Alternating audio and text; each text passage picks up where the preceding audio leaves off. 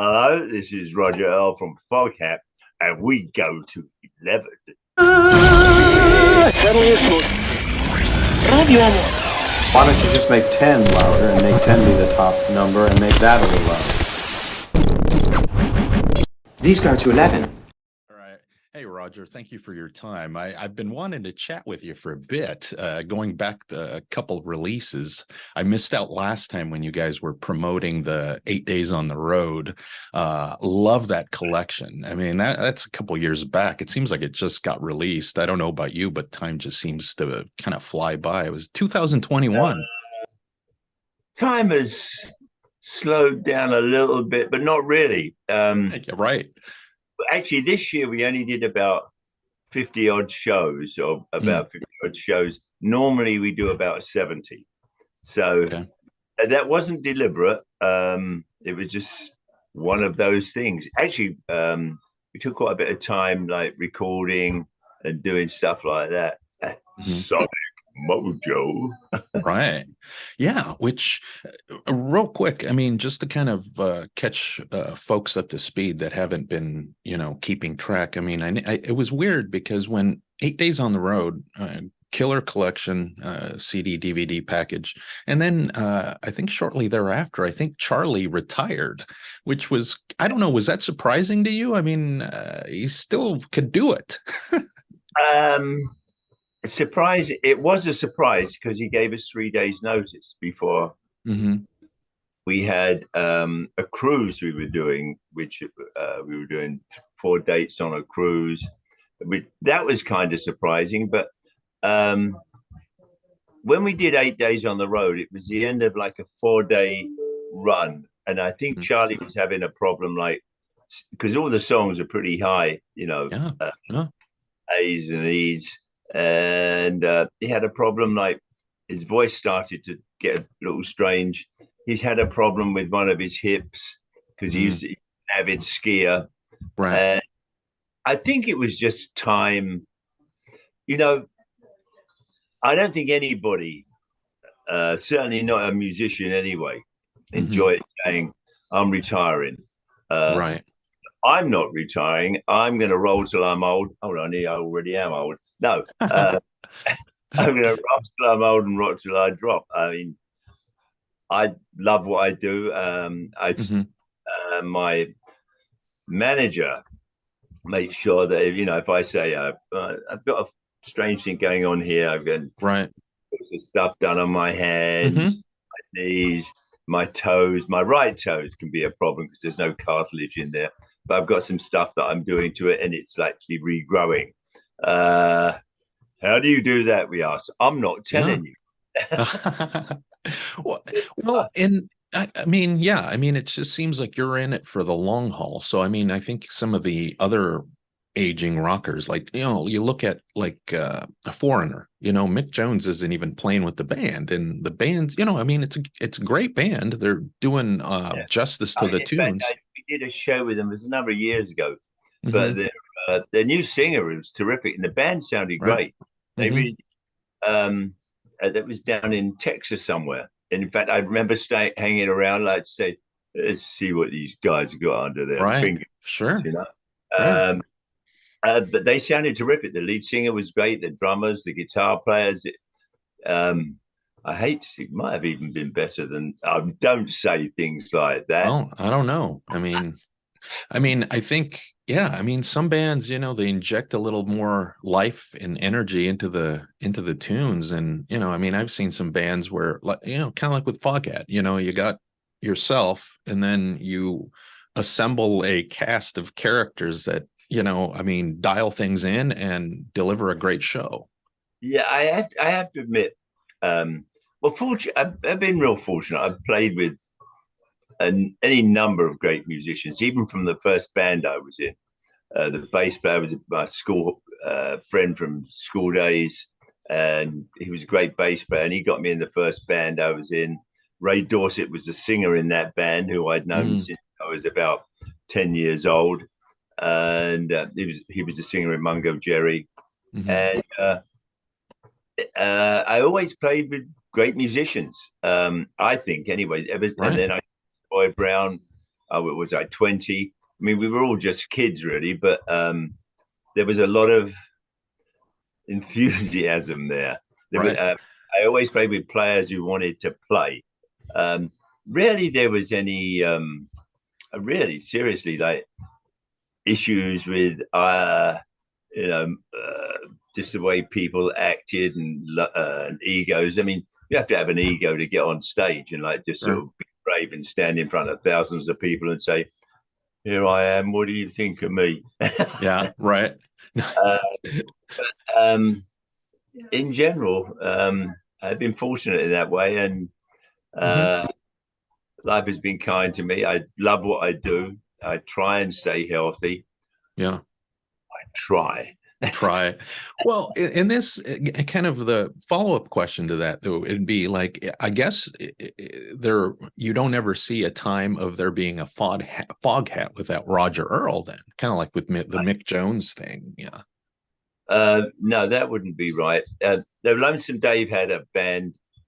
Hmm. Dave Lonesome Dave left the band in 1984, moved back to England, which was kind of a surprise to me that he was moving back to England. We talked about taking a break for a while from touring, but it wasn't until we came off the road and about a week later, Dave informed us that he was moving to England, which my wife told me like the day before, which is Hmm. kind of weird. But and he moved back to England, and I carried on playing. But that's another story. We all Right. got together again later on, and everything worked out just fine. We did Return of the Boogeymen album. Actually, which was a terrific record. That was with the original band. Hmm. In fact, uh, my manager, our manager, and myself are working on a re-release of that record Oh, on Foghat Records. So that's another oh, story. nice. Okay. Yeah. So that's coming up probably next year then, huh? Well, we're working on it. Okay. You know, with Sonic Mojo is takes a lot of time because we're Yeah. the sorry, we no, Right. I'm the drummer in the band. My manager is the Right. record, but Yeah. she assembled like about 5 or 6 people that she's working with to help promote it and stuff. Hmm. And the band, we're going down to Florida to our studio in about a week's time to start rehearsing the songs again. We're playing 3 of the songs on stage now. Okay. Sonic Mojo. So Set is now an hour and 45 minutes. yeah, Hold on, that's yeah. somebody said to me, "What's wrong with you, boy?" I said, "Hey, I love what I do." Well, it's interesting that you bring that up as far as the length of the set, because I've seen many, classic rock artists, and I think the typical length of the set is 60, 70 minutes anymore. I mean, an hour 45 is wow. That's the equivalent of the 2-hour shows back in the 70s, 80s. But the only reason we're doing it is because we're allowed to. There are some venues say you get 60 minutes. And I Hmm. talk to our road manager and say, "Look, do you think we can do like 70?" And they go, "No, they have time constraints. Or if there's 3 or 4 acts on the bill, Hmm. then there's, and also if ever we're playing with another act, like when we play with ZZ Top or Cheap Right. Trick, bands like that, whatever, if the promoter says you got 60 minutes, we make Hmm. it 59, which Mm. is uh, what we've all the original records and any recordings we've done are all timed. I'm in charge. I'm Hmm. in charge of that. Right. And so I say to the guys, "All right, we've got this one, we got this one. If we put this one in, it's going to be 5 minutes under. We put this one in, it's going to be 3 minutes under. But you can't. You have to cut back on your talking. It's like, Hmm. but when you're working with other musicians, Foghat Hmm. makes sure that we're on and off stage, so that Yeah. everything get held up. Because I can remember from time to time there were certain bands that wouldn't adhere to that. They would just ignore Hmm. whatever Yeah. whatever the rules are on, because you're dealing with set changes and all sorts of stuff. Hmm. And so, Foghat has always been real professional about that. It's also you got to respect other musicians, other acts Mm. that are doing what they're doing. The promoters are happy so long as it's there's no aggravation in the show. So yeah, Right. we try and make it work. Yeah. With the Sonic Mojo, did you guys record it in a traditional fashion, or was it the, the current age of the file sharing and stuff like that, or was it a combination? Can I say fuck on the radio? Yeah, go ahead. Go for fuck, fuck sharing it. it. No, I want to be in the room. Yeah. And yes, I've Okay. done that once or twice with other people who called me up and said, "Could you do this?" And Right. we have a number of bright people Sure. working in our Yeah. organization. They set me up I've got a drum room outside. I've got an electronic drum kit up there. I have a pad here and a pad over there. So I'm surrounded by sticks and pads. Yeah. But no, Foghat is traditional. In fact, we all play in the room. We have our own studio. Actually, that happened after Dave passed. Hmm. I wasn't quite sure what was going on, but the one thing I knew the only way we were going to survive, or I was going to be okay about playing again, is if we found a way to be creative and make new music. I mean, Okay. back then was the first one we did after Dave. I can't remember the name of it. It'll come to me in a minute. But it's like I knew you have to be creative and have. That's the reason you play music anyway, Hmm. because you love to write, you love to play. Right. I knew we had to sort of put some new Yep. material out there, and Family Jewels, that was the first record. Oh yeah. Dave. And so a friend of ours gave us this huge building down in Florida, good friend of ours, Bill Hmm. Collins. And then after that, well, Brian actually bought a board, and some friends brought microphones and amplifiers and stuff down for us. And it was after that I said, well, we have to get our own studio. Hmm. I mean, that's the only way you're going to survive, because that also enables you to rehearse, Right. go over stuff. You can't, and every year we change the set. We put like 4 or 5 different songs in the set. It's probably why it's an hour and 45 minutes now. Right. Right. I Right. want to play that one. Well, all right. So we enjoy it anyway, and we have our own studio down in DeLand, Florida. We can Hmm. play as long as we want, as loud as we want. It's on 10 acres. We Oh got a couple wow. of acres, and they're fine about the noise, and they keep an eye on the place for us. And there's no red lights. Hmm. We're a band, and Right. and I don't know if organic's the right word. I use that for vegetables and Yeah. fruit. Right.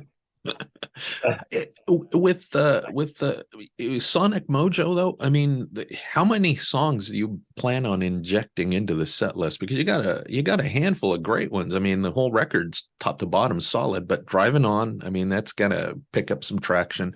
I know you did that tune that you guys paid homage to Hank Williams, so you did. Wish I'd been there. Tell me about those two tunes. Well, Driving On's in the set. Hmm. Uh, what else? Let's see. Also, she's a little bit of everything is in the set. Mm. Now we're doing I Don't Appreciate You. But Oh, okay. the tune which pays homage to Hank Williams, actually, my older brother Colin wrote the lyrics. Okay. And he sent me the lyrics, and he made some notations where he thought maybe the key or the chord structure might be. Hmm. I ignored that. And just kidding. My older Colin's 4 years older than me, been a Ah, good brother too. right. And I said, well, we'll probably just sort of make it a really rock and roll record and thoroughly ruin it, Cole. And he said, and he looked at me, and I said, just kidding. Um, I played it for him before the record came out. Last year, my granddaughter in England got married, and I was there, Mm, and hmm. I had Brian did an early mix for me so I could play it to Colin, and he got a tear in his eye. Oh, nice. Yeah. So mission accomplished, huh? I made my older brother cry. Right. That's awesome. So that got his stamp of approval, it sounds like. Yeah, it was. Yeah. And I was really pleased with it. And when we first started working on it, it was just Scott and I, with the lyrics and the tempo and trying to figure out what to do. And as I recall, it was about 2 o'clock in the morning at the studio, and Scott and I had like put down our sticks and guitar, and we were watching some YouTube music. I can't remember whether it was. It might have been the Stones, might have been George Thorogood. I'm not sure. We were watching some live recordings, and all of a sudden Scott said, "I got it." Picked up his guitar and put this chord structure together. I got up and sat down on the drums, and we were talking about waking Brian up, but he was at home at the time, so we let it go for the following day. And it came together real quickly once, and we've been playing it back and forth, and none of us were like saying, "Yeah, this is it." But when obviously Scott was inspired by something going on the TV.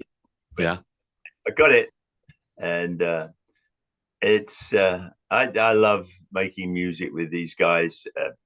Brian Bassett is absolutely brilliant as a guitar player. It's a slide guitar player, and he's also produces and engineers everything. Scott Holt is nothing short of an absolute gas to play with. He is a live wire and a great singer and a great guitar player. He played with Buddy Guy for 10 years. Right. Yeah. I was seeing that. Yeah. I was reading that in the press release, and I had to go back and And Rodney O'Quinn was Pat Travers' band for years, and he was band, so he can play. Right. We stole him from Pat. I did actually call Pat up and said, "Look, we want your bass player. Is that all right?" And he said, "Yeah, take him. He's a pain." No, actually, Rodney O'Quinn is a fantastic player, and in fact, he was handpicked by Craig McGregor, our previous bass player, who passed a few years back. Right. But yeah, Rodney's fits the mold perfectly. He was a big fan of Craig's playing, and everybody else played. So yeah, I miss Craig McGregor. He was my brother by a different mother. Right. In a real brother sense, we didn't always see eye to eye on certain things, but I'll give you an example, because I grew up listening to like early rock and roll and blues and R&B. Right. I think, Craig grew up over here and didn't have those early influences that I did. I'll give you an example. We were just talking one night. We were drinking some wine and stuff, and I said, "Yeah, the Allman Brothers, what a great band. They're a blues band." And Craig said, "No, they're not." I said, "Well, of course they are. They play everything, jazz, blues. They're like American band." I think the Allman Brothers are one of the greatest bands that ever came down the pipe, as did Craig. Yeah. But me calling it a blues band, said, "No, they're not." But you see, the blues, for me, is like the start of all American music. Blues, right? And then you've got jazz, bebop, and then of course country, hillbilly music, gospel music. I mean, and the Allman Brothers encompassed all of that. As much as I like to think Foghat does, I mean, obviously we're nothing like the Allman Brothers, but we encompass every part of American music, and it's America that gives music to the world, has done, because I mean, you have these wonderful influences that have come from all over the world. Of course, without the Africans, we'd be nothing. And then there were the melodies from England, Scotland, Ireland, France, and Spain influenced, people that came to the States. That's why we have this wonderful uh, melting pot. Yeah. And ever since they started recording music, America has given music to the world.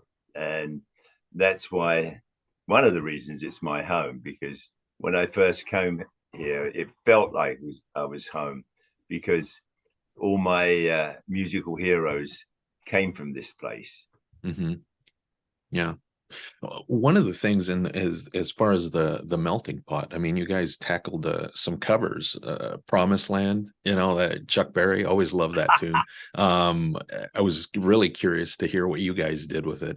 And then Willie Dixon, let me love you. Yeah.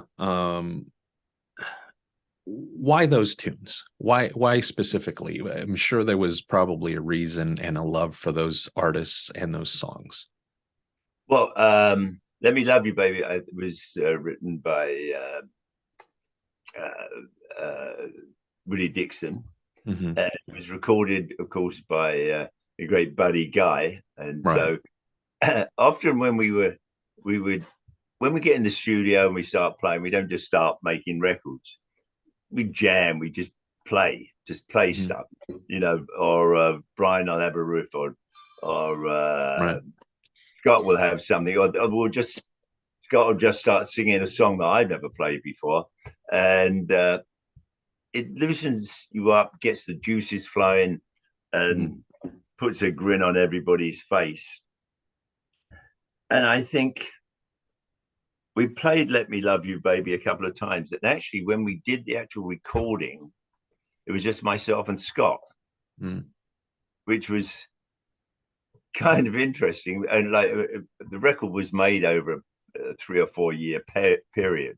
And Brian would record everything that we ever did anyway. He would, we'd say, roll it on this one, Brian. Right. And or the three of us would be sitting in the room. But Let Me Love You, Baby is a classic blues rock and roll tune that I think Buddy Guy, in my opinion, made famous. And it was just seemed the obvious thing to do. And Willie Dixon writing it, it's like, also there's a Chester Burnett song in there, Howling Wolf. So, and a BB King song, actually, which I didn't know it was a BB King song. Scott is not dissimilar to how Lonesome Dave was.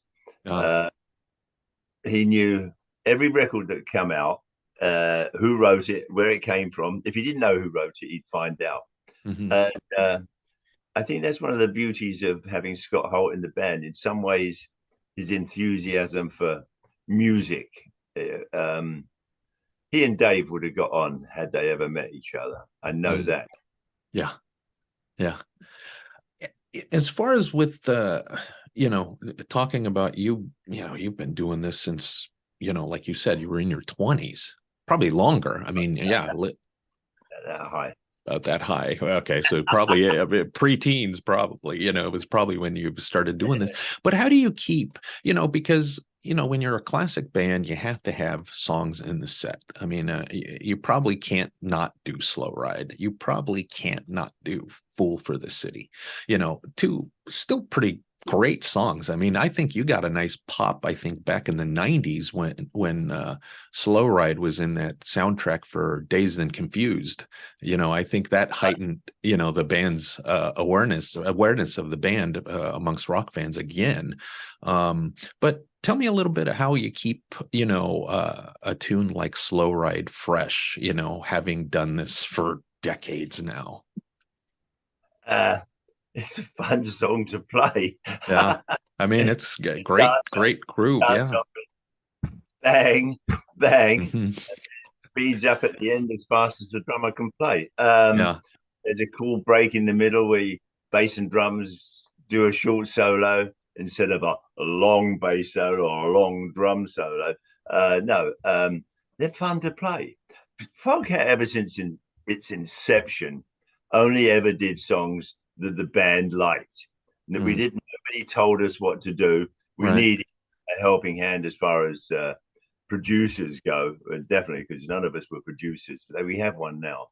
It was sort of about the music. And every year, yeah, we always play, Stone Blue, I Just Want to Make Love to You, Fall for the Right. City, Low Ride. And every year we put 4 or 5 songs into the set. That's what we do January, February, March, Right. along recording. We figure out what songs we want to do. I usually put a list together.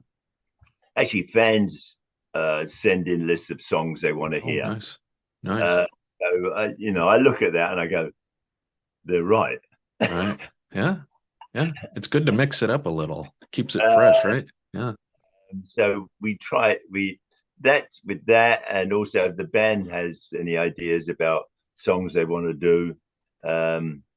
And we end up the first month or two is like sort of figuring out if it's working. But we're usually right. If we can play it well and everybody digs the song, it's in the set. And then we have to figure out guitar changes and all that other stuff. But that's just yeah. That's not That's a problem. awesome. We have a great crew. Yeah.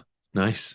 So Sonic Mojo. No, November 10th is release date, right? November 10th. There you go. There's the album cover. Nice. I gotta get that thing pre-ordered, like with everything else. I gotta say, you guys released Foghat Live 2 a few years back, and that thing definitely gave a run for its money to the original. I know I'm running out of time, so I'm gonna cut you loose, but thank you for your time, and we'll talk again, I hope. Ruben, I had a great time talking to you, and thank you. I appreciate it. Nice background, by the way. Well, it's fiery. Look at that. It's like from one of the many metal shows that I've attended over the years. Thank you so much, Roger. I hope to see you again and live soon. I'm in Oregon, so I know you guys play out here plenty. And if you want to come to a show, just get in touch with Rose no problem. Office. Hey, thank you so much. Hope to talk again somewhere down the road, especially with the reissue that you guys are talking about or any other stuff. So thanks so much. Thank you. My pleasure. Bye. Yep. Bye.